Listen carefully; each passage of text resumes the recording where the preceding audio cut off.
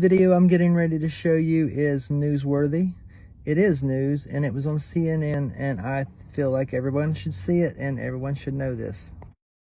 CIA's team of ex-Nazis and skull and bonesmen financed and trained Osama bin Laden, who pushed the Russians out of Afghanistan by 1989.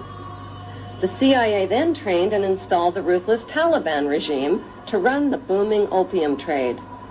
After a decade, the long friendship between America and the Taliban suddenly turned ugly.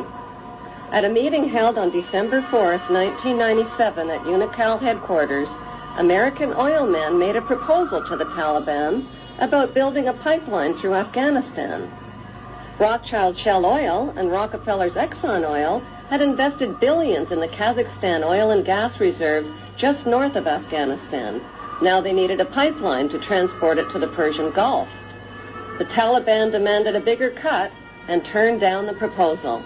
Suddenly, the banksters' American-controlled media were calling the Taliban monsters, evildoers, and cruel villains who beat up on women.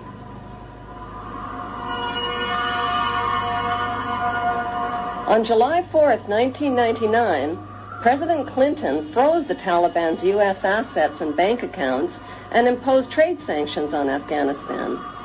By February 2001, the Taliban destroyed most of Afghanistan's opium crops.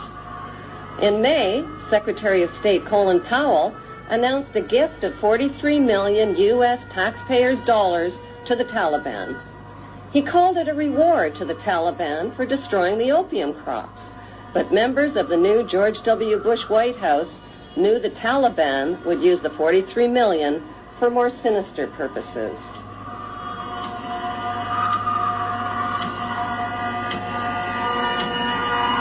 The larger issue is not just not connecting the dots, but not getting the dots.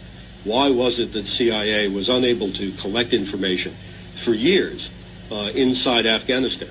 When they had authority to kill bin Laden for over 2.5 years, why were they unable to kill him or his lieutenants? Why didn't they have a better capability to do something about it at the source? Could it be that the bankster-supported U.S. administration is controlling both sides of the war on terror